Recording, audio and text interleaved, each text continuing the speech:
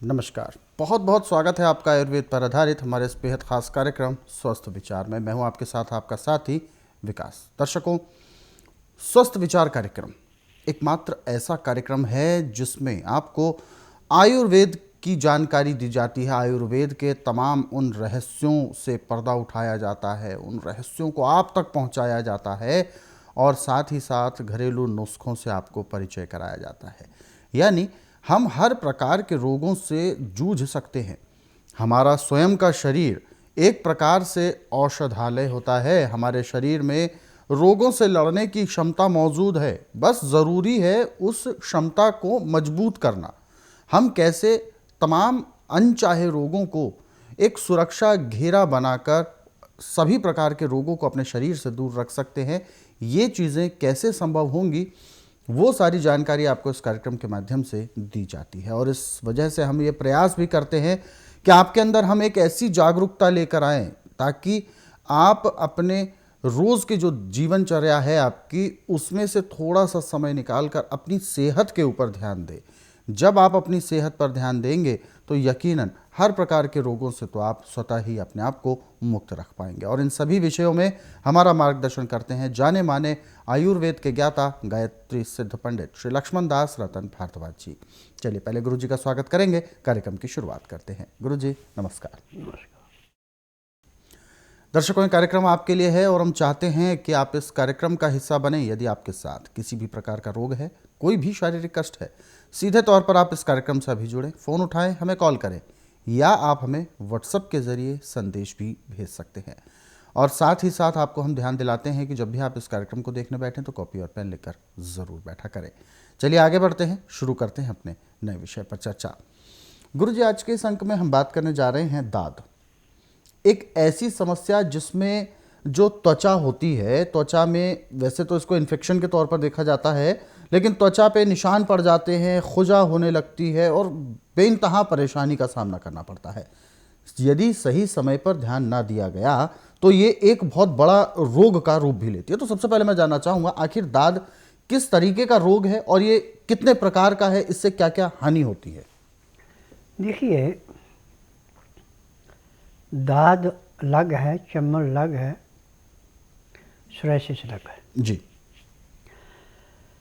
दाद में चमड़ी बहुत मोटी पड़ जाती है और चमड़ी फट जाती है, और यदि खुजा करने लगे तो इसमें खुजा बढ़ती जाती है, घटती नहीं।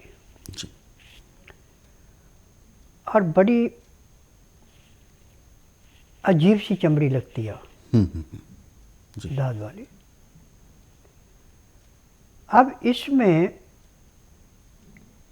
तरह तरह की क्रीमें लगा के इसको थोड़ी देर के लिए मुलायम करते हैं, परंतु वो क्रीमें काम नहीं करती। जी।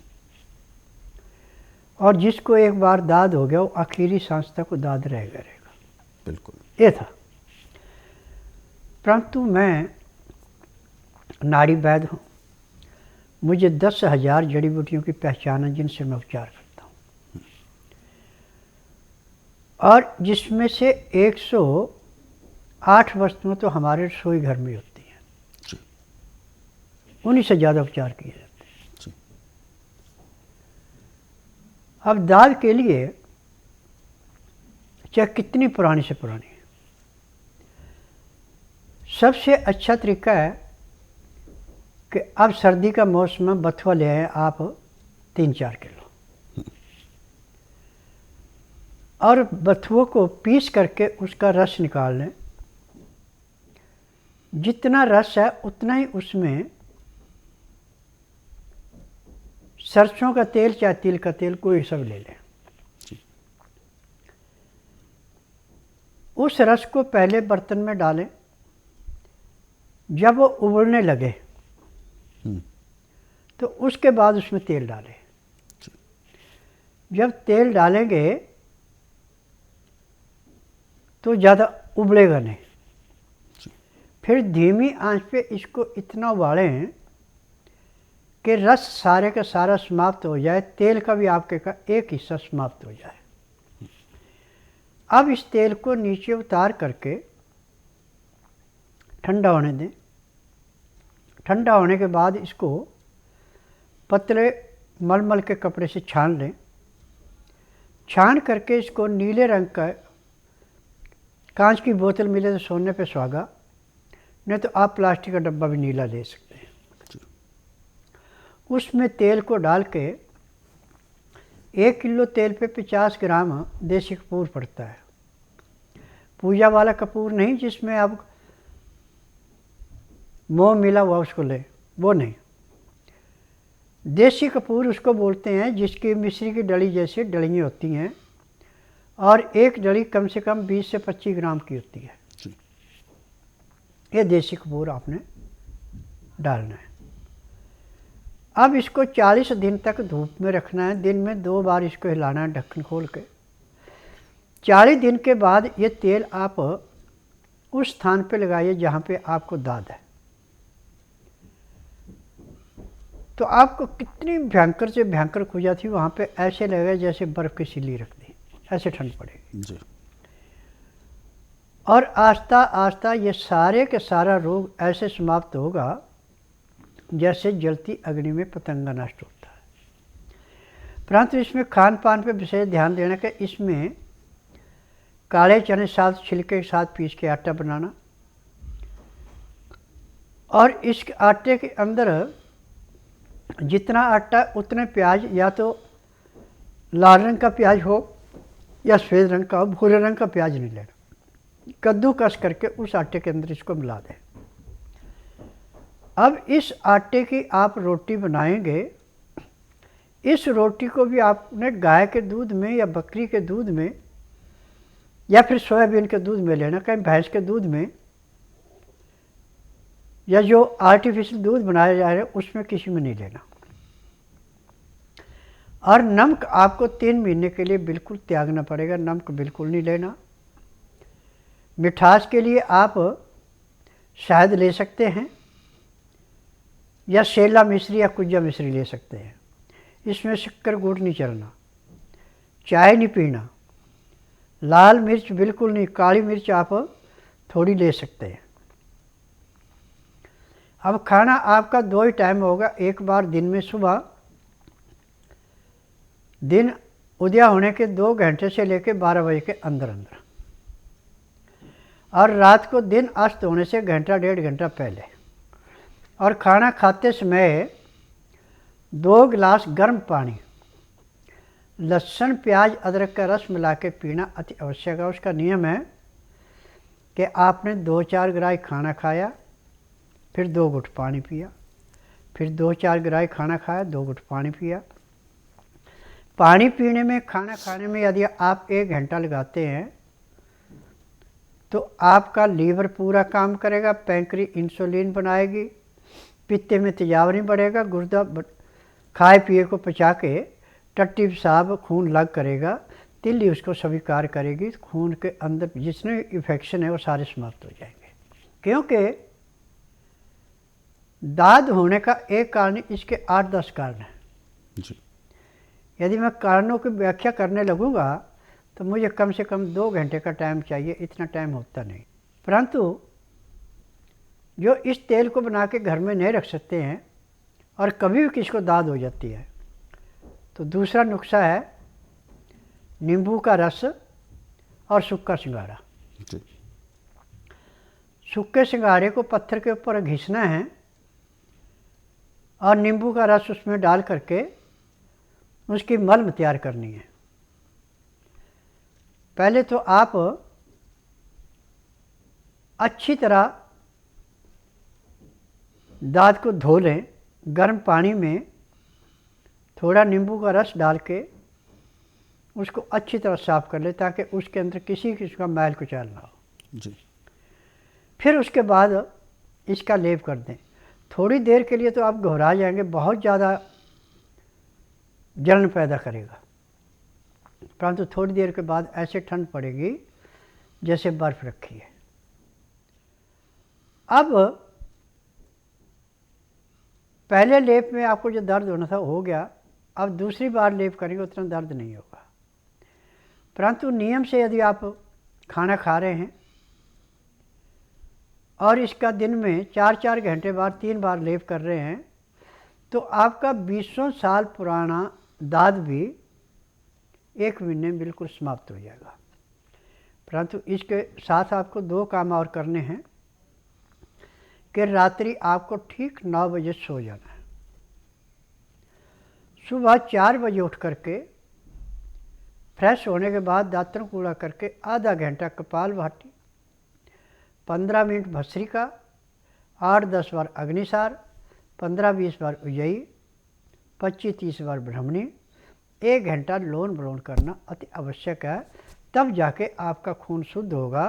जितना खून आपका साफ होगा उतना ही आपका रोग जल्दी कटेगा जी। और कपड़ा आपने टेरिकॉट, टेरालिन, टेरीबूल नहीं पहनना, सूती खादी कपड़ा पहनना, तो आपको पूर्ण लाभ होगा। यदि आप टेरिकॉट, टेरालिन, टेरीबूल पहन रहे हैं तो आपको पूरा लाभ नहीं मिलेगा। और सबसे बड़ी देन है कि पानी जब भी आपने पीना है तो हल्का गर्म पानी पीना, ठंडा पानी नहीं पीना। उसमें भी लहसुन, प्याज, अदरक का रस मिला के ही पीना, खाली पानी नहीं पीना। और 1 गिलास पानी पीने में कम से कम 15 से 20 मिनट का समय लगाते हैं तो पानी भी आपको घी जैसा काम करेगा। हाँ, मेरा नाम विद्योत्मा पांडे है और मैं महिपालपुर से आई हूँ। और 3-4 साल से मुझे बहुत ज़्यादा बैक में पेन था और हाथ में दर्द था, हाथ उठता नहीं, मुट्ठी बंद नहीं, खुलती नहीं थी ठीक से, और अच्छी तरह नींद भी बहुत कम थी। और उसके लिए मैंने एम्स में दिखाया, होम्योपैथी दिखाया, मैग्नेट थेरेपी कराई, लेकिन उससे भी कोई ख़ास आराम, थोड़ा बहुत 19-20 का अंतर पड़ा, लेकिन मतलब ठीक नहीं हो पाया। तो फिर उसके बाद जो है मैंने टीवी में देखा, गुरुजी के बारे में सुना, और फिर मैं यहाँ पर सबसे पता करते हुए और फिर तब मैं यहाँ पहुँची। और केवल मुझे 3रा दिन है आज दवा खाते हुए, लेकिन आज ही मुझे मतलब 50% का आराम मुझे मिल गया, क्योंकि गुरुजी ने एक्यूप्रेशर किया, उससे मुझे बहुत आराम मिला। अच्छी नींद भी आई है और चलने फिरने में, हाथ को खोलने में, बंद करने में, सब में मुझे बहुत आराम लग रहा है। नमस्कार जी, मेरा नाम महेश्वर सिंह है। मैं चंडीगढ़ रहता हूँ, मोहाली, पंजाब में।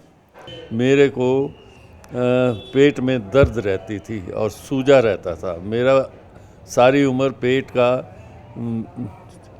जो 36 इंच की वेस्ट थी वो साली 40 हो गई और घटे ही ना। जब कुछ खाऊं तो सूज जाता था और दर्द होनी शुरू हो जाती थी, और ना खाऊं तो सूजन रहती थी। दिल्ली आया हुआ हूँ स्वामी जी को दिखाने के लिए।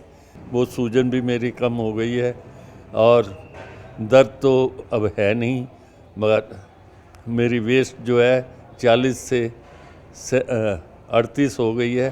और भगवान करेगा, स्वामी जी ने और दवाई दी है, उससे मैं ठीक हो जाऊंगा। मैं स्वामी जी का बहुत बहुत आभारी हूँ, जिनकी कृपा से मुझे ये बीमारी से फ़ायदा हुआ। फिलहाल आगे बढ़ते हैं कार्यक्रम में। बहुत से दर्शक हमारे साथ जुड़े हुए हैं लाइन पर, आइए उनसे बात करते हैं। हेलो। हेलो, नमस्कार। हाँ नमस्ते जी, हम गुजरात से बोल रहे हैं। क्या शुभ नाम है आपका? मेरा नाम सपना बेन है। सपना जी, गुरुजी सुन रहे हैं आपको, बताइए क्या सवाल है आपका? हाँ गुरुजी, मैं जो भी खाती हूँ वो पचता नहीं है, गले में आता है। पानी भी पीती हूँ तो गले में आता है और कब्जी बहुत ज्यादा रहती है। मेरे को ये प्रॉब्लम, सबसे बड़ी प्रॉब्लम, मेरे को बहुत कब्जी रहती है। देखिए बेटा, आपका लीवर पूरा पचा नहीं रहा और ना भी अपनी जगह पे नहीं है। इसका इलाज है पूरे संसार में मेडिकल साइंस के पास, आयुर्वेद, यूनानी, होम्योपैथिक में नहीं है। परंतु मैं नाड़ी वैद्य हूँ, मुझे 10,000 जड़ी बूटियों की पहचान है। मेरे पास इसका इलाज ऐसे है जैसे खेत में से गाजर मूली निकालना। आप ऐसा कीजिए, बुधवार छोड़कर गुरुवार से लेकर मंगलवार के बीच में मेरे आश्रम में आइए। जिस दिन आश्रम में आना उस दिन रात्रि 10 बजे तक खा पी के दातन कूड़ा करके बड़ी इलायची मुंह में रख के चूसते रहें। सुबह 9 से 10 के अंदर अपना नामकरण कराना। 10 से 12 में नाड़ी परीक्षण करूँगा।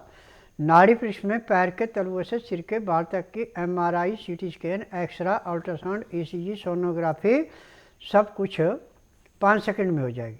फिर उसके बाद दवाइयाँ खाने की हैं, पीने की हैं, मालिश करने का तेल है, आँख में, नाक में, कान में डालने की दवाइयाँ हैं। जो जो रोग अंदर इन्फेक्शन है वो सब दवाइयाँ इकट्ठी दी जाएंगी। यदि दवाई आप नियम से लेती, परहेज करती और 3 दिन यहाँ रुकती है तो कब्जी तो नाड़ी परीक्षण करने के बाद आपकी 2 घंटे के अंदर टूट जाएगी और 3 दिन में आपको कम से कम 35 से 40% आराम मिल जाएगा और 15 दिन में 50 से 60% आराम मिलेगा। 1 महीने में रोग समाप्त हो जाएगा। रोग समाप्त होगा, दवाइयाँ बंद हो जाएंगी। परंतु यहाँ आने का नियम है कि औरतों को कमीज सलवार पहन के आना पड़ता है। सलवार में हमेशा नाड़े वाली सलवार होनी चाहिए। यदि नाड़े की जगह प्लास्टिक डाल रखा तो आपका नाड़ी परीक्षण नहीं होगा। आगे बढ़ते हैं कार्यक्रम में। जो दर्शकों ने हमें संदेश भेजे हुए हैं उन पर हम चर्चा करते हैं। और पहला सवाल हमें भेजा है नवल मेढी जी हैं और नवल जी हैं, और नवल जी ने अपना सवाल भेजा है हरियाणा से और बता रहे हैं कि कार्यक्रम देखते हैं, अच्छा लगता है, रोज़ाना देखते हैं और आज जो कार्यक्रम में विषय लिया है वो इन्हीं से संबंधित है। इन्होंने बताया दाद तो नहीं है लेकिन फंगस की प्रॉब्लम रहती है उंगलियों के बीच में, जैसे पैरों के अंगूठे और उंगली के बीच में फंगस वाली प्रॉब्लम रहती है। क्या इसका उपचार भी उसी से संबंधित है? नहीं, इसमें फंगस का उपचार अलग है। आप ऐसा कीजिए, बुधवार छोड़कर गुरुवार से लेकर मंगलवार के बीच में मेरे आश्रम में आइए। जिस दिन आश्रम में आना उस दिन रात्रि 10 बजे तक खा पी के दातन कूड़ा करके बड़ी इलायची मुंह में रख के चूसते रहें। सुबह 9 से 10 के अंदर अपना नामकरण कराना। 10 से 12 में नाड़ी परीक्षण करूँगा। नाड़ी परीक्षण में पैर के तलवे से सिर के बाल तक की MRI, CT scan, x-ray, ultrasound, ECG, sonography सब कुछ 5 सेकंड में हो जाए। उसमें जो भी कमियाँ पाई जाएंगी दवाइयाँ दी जाएंगी। दवाइयाँ खाने की हैं, पीने की हैं, मालिश करने के तेल हैं, आँख में, नाक में, कान में डालने की दवाइयाँ, जहाँ जहाँ जो भी नुक्सा दवाइयाँ सब दी जाएंगी इकट्ठी। और ये दवाई लेते हैं, परहेज करते हैं और शाम को 3:30 बजे तक रुकते हैं तो उसी दिन आपको कम से कम 10% आराम तो जरूर मिलेगा। बिल्कुल।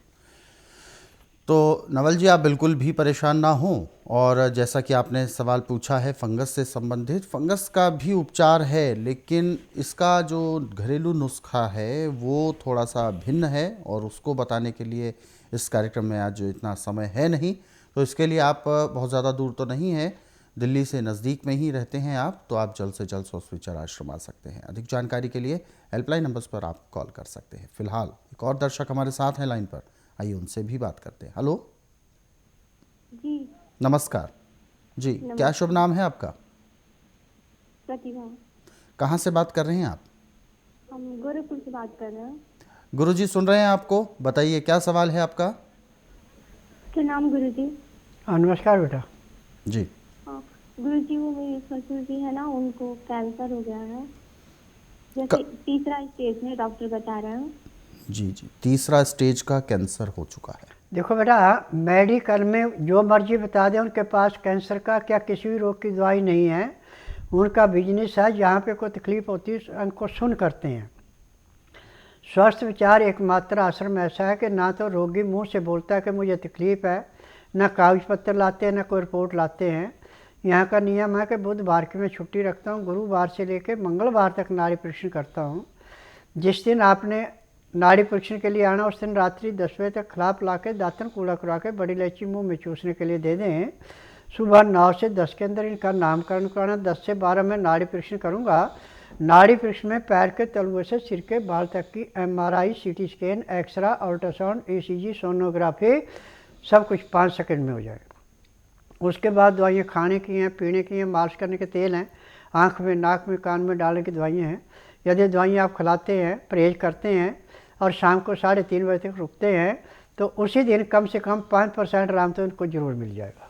जी, तो बिल्कुल ये सभी प्रकार के रोग जो आपने बताए हैं कैंसर से संबंधित, हालांकि बहुत एक इसको असाध्य रोग माना जाता है और कैंसर का उपचार गारंटीड कहीं भी नहीं उपलब्ध है, लेकिन आयुर्वेद के माध्यम से आप इन उपचारों को बिल्कुल संभव बना सकते हैं। लेकिन इसके लिए उनको लेकर आपको स्वस्थ विचार आश्रम आना होगा। पूरा पता आप गूगल मैप के ज़रिए भी सर्च कर सकते हैं या हमारे कार्यक्रम में नीचे स्क्रॉल में पूरा पता चलाया जा रहा है, आप चेक कर सकते हैं और उस के मुताबिक आप स्वस्थ विचार आश्रम आ सकते हैं।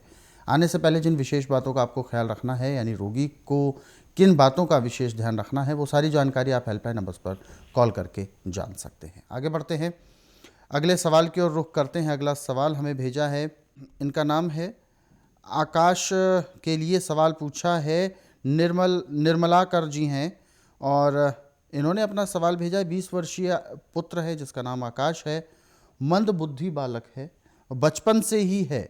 तो हालांकि ये जानना चाहते हैं कि जो पैदाइशी इस तरीके से जिनके साथ दिक्कत होती है, ये छत्तीसपुर रायगढ़ से बात कर रहे हैं, छत्तीसगढ़ से, ये कह रहे हैं जिनके साथ बचपन से ही मंद बुद्धि की समस्या है, क्या ऐसे बच्चे का उपचार भी संभव है? देखिए, मेरे लिए मंदबुद्धि बच्चा कोई नहीं है। ये रोग होता है माँ के पेट से। जब बच्चा माँ के पेट में होता है, ठंडी चीज़ों का सेवन ज़्यादा करते हैं तो उसके दिमाग में नज़ला जम जाता है, जिससे उसके दिमाग का विकास नहीं होता। इसका पूरे संसार के अंदर मेडिकल साइंस में आयुर्वेद, यूनानी, होम्योपैथिक में इलाज नहीं है, परंतु मेरे पास इसका इलाज ऐसे है जैसे दूध में से मक्खी निकालना। जिस दिन आएंगे उसी दिन बच्चे के अंदर कम से कम 10% परिवर्तन पड़ेगा, और 3 या 4 दिन यहाँ रुकते हैं तो बच्चे अंदर कम से कम 25 से 30% परिवर्तन आ जाएगा। 2-2.5 महीने में इसका पूरी मेमोरी आ जाएगी, जैसे जितनी उम्र है उसकी उसी हिसाब से उसका दिमाग खुल जाएगा। और यदि आप नियम से दवाई खिलाएंगे, परहेज करेंगे, तो 2 महीने में पूर्ण रूप से स्वस्थ हो जाएगा। टीवी के माध्यम से ऐसे देखना है, मैंने कितने बच्चों को ठीक किया है जिनको डॉक्टर ने कहा है मंदबुद्धि है, ठीक नहीं हो सकता, और जिन्होंने कहा जहाँ मर्जी ले जाए ठीक नहीं हो सकता।